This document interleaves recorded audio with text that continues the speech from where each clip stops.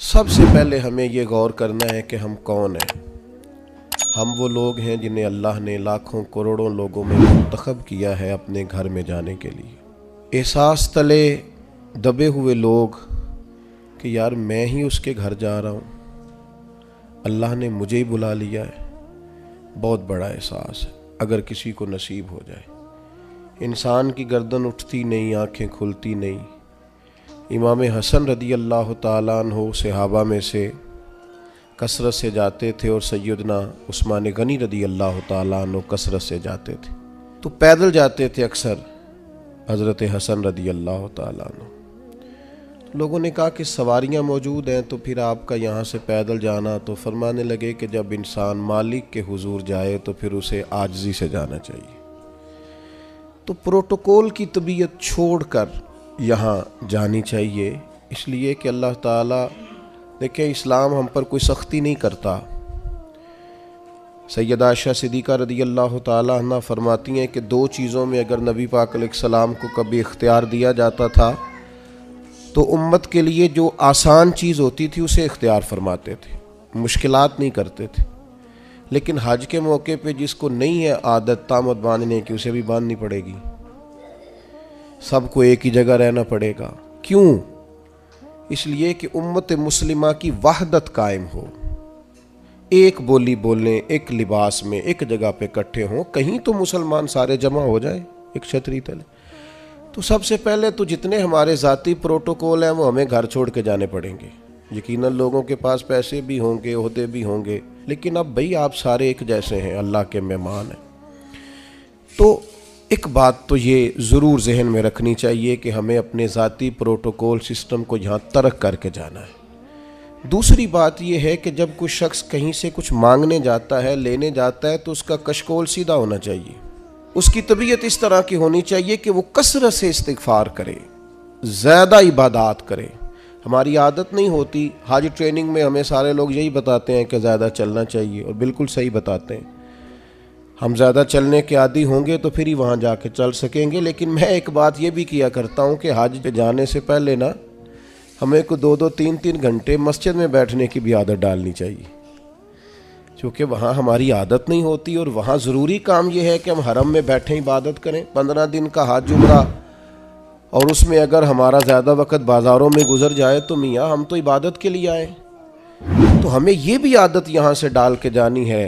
कम हाजी मिलते हैं यार ऐसे जो किसी कोने में बैठ के तिलावत कर रहे हैं, वरना तो जब एहराम की पाबंदियाँ ख़त्म होती हैं तो मिना के अगले 2 दिन तो फिर हम एक दूसरे का तारुफ़ ही करते रहते हैं। हालांकि इसका हमें कुछ फ़ायदा नहीं होने वाला। इबादत के दिन है, रियाजत के दिन है, ज़्यादा से ज़्यादा वक्त अल्लाह के लिए गुजारा जाए। कुरान मजीद ने कहा वातिमुल हज्ज वल उम्रता लिल्लाह, हज और उम्रा पूरा करना, पर करना अल्लाह के लिए, रज़ा इलाही पेश नज़र रखना।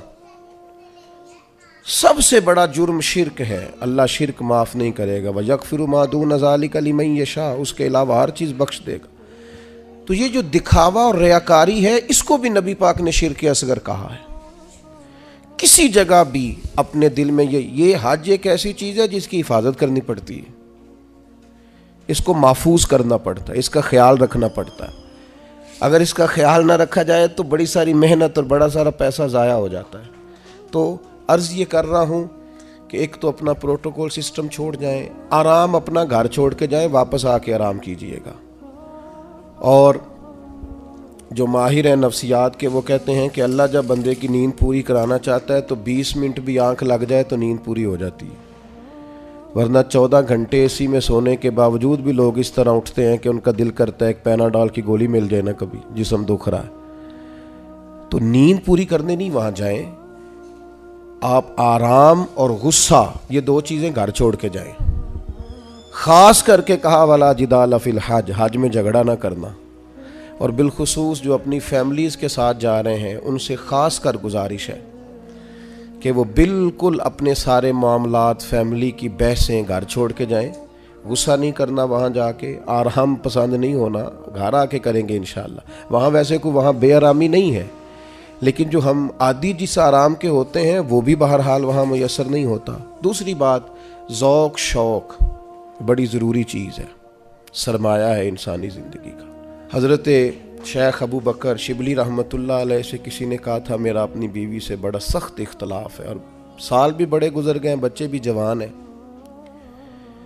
तो अब कोई ऐसी सूरत भी नहीं कि अलहदगी हो सके, तो कुछ बताएं। तो फरमाने लगे कि तू असल में ना अपनी घरवाली की सिर्फ मनफी बातें याद रखता है, तू इस तरह कर, आज सारा दिन तलाश कर उसमें खूबियाँ क्या हैं, अल्लाह तेरे दिन को ताज़ा कर देगा, तेरा उसे छोड़ने को जी नहीं चाहेगा। अपने आप को ताज़ा रखने के लिए हमेशा मुस्बत चीज़ें पेश नज़र रखनी चाहिए।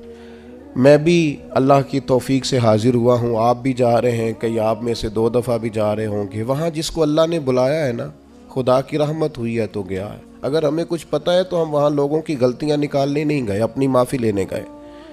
इसलिए मुस्बत बातें जहन में रख के जाएं। और तीसरी गुजारिश आपसे ये है कि नबी करीम अलैहिस्सलाम ने फरमाया जल्दबाजी शैतान की तरफ से और बुर्दबारी रहमान की तरफ से। हम हज करने गए, हमें कोई काम नहीं है, किस बात की जल्दी है? आप इत्मीनान से अपने सारे हज के अरकान को अदा करें, इत्मीनान से आप अराफात में दुआएं मांगे, कुछ भी नहीं होगा। आपको माजूर लोग पैदल चलते नजर आएंगे वहाँ। इत्मीनान से आप अपने, हाँ इस तरह का इत्मीनान ना करें कि काफिले से बिछड़ जाएं और आपको ढूंढा जाए, लेकिन ये कि जल्दबाजी नहीं, कुछ भी नहीं होने लगा। तवाफ़ ज़ियारत का टाइम 12 ज़िलहज तक है, आप 12 तक वहीं हैं। आप सुकून से इत्मीनान से लोगों को लेके चलेंगे, आपको उसमें फ़ायदा नज़र आएगा। चौथी गुजारिश ये है कि इस्लाम मज़हब क्या है। हज़रत तमीम दारी रदी अल्लाह ताला अन्हु ने नबी पाक अलैहिस्सलाम से पूछा कि दीन क्या है, तो फरमाया दीनुन नसीहा, मेरा सारा दीन किसी का भला करने का नाम है, सारा दीन खैर खाई है। वहाँ एक दूसरे को सपोर्ट करना बड़ा ज़रूरी है, एक दूसरे को ले कर चलना बड़ा ज़रूरी है। कुछ लोग आपको बूढ़े मिलेंगे, कुछ बीमार मिलेंगे, कमज़ोर मिलेंगे, उन लोगों का ख्याल करना बड़ा ज़रूरी है। इस बात का ख़ास कर लिहाज रखें। 5वीं गुजारिश हज पे जाने वालों की खिदमत में ये है कि आप रब करीम के मेहमान हैं, अल्लाह ने आपको चुना है। अपने वतन के लिए दुआएं मांगें, उम्मत मुस्लिमा के लिए दुआएं मांगें। हमारे दिल एक दूसरे से दूर हो गए, हर महकमा हर इदारा एक दूसरे के बारे में नफ़रत अंगेज़ी करता है। अल्लाह के हुजूर हाजिर हों तो वहाँ से खैर तलब करें कि मालिक हम सारे आपस में हैं, हमारे दिलों को जोड़ दे, कुछ ऐसा कर दे कि उम्मत में वहदत पैदा हो। आलम इस्लाम जो जगह जगह टूटा हुआ है, जिस तरह आज जोड़ दिया है, सबको जोड़ दे। अत-तरगीब व तरहीब में हदीस है, अरफात का दिन है, करोड़ों पतो शख्स है, अरबों रुपया उसके पास है, नौकर चाकर हैं, लेकिन वो ज़मीन पे बैठा है, बालों में रेत पड़ गई है। रसूलुल्लाह सल्लल्लाहु अलैहि वसल्लम ने फरमाया रब फरिश्तों से पूछता है, हालांकि अल्लाह जानता है, पूछता है ये लोग किधर आए हैं? सारे बड़े बड़े अमीर, बड़े बड़े पढ़े लिखे, बड़े बड़े, किधर आए सारे? तो फरिश्ते अर्ज करते हैं मालिक ये तुझे राज़ी करने आए हैं। तो अल्लाह फरमाता तो फिर गवाह हो जाओ, मैंने सब की बख्शिश कर दी, मैंने इनको माफ़ कर दिया, इनके लिए जन्नत का फ़ैसला किया।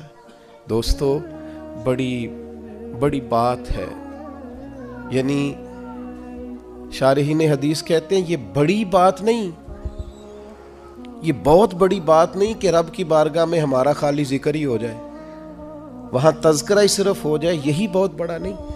तो बहुत ज़ौक़ से, बहुत शौक़ से जाएं, तो इत्मीनान के साथ आप सारे अरकान अदा करें। फिर जब रसूल रहमत अलैहिस्सलाम के हुजूर जाएं तो दुरूद व सलाम की कसरत करें। वहाँ जाएं तो कसरत दुरूद व सलाम आपके आल पर, आपके असहाब पर खूब दुरूद भेजें। वहाँ अपनी हाज़रियाँ खूबसूरत करें, उन्वान ज़िंदगी नए तौर पर शुरू करें।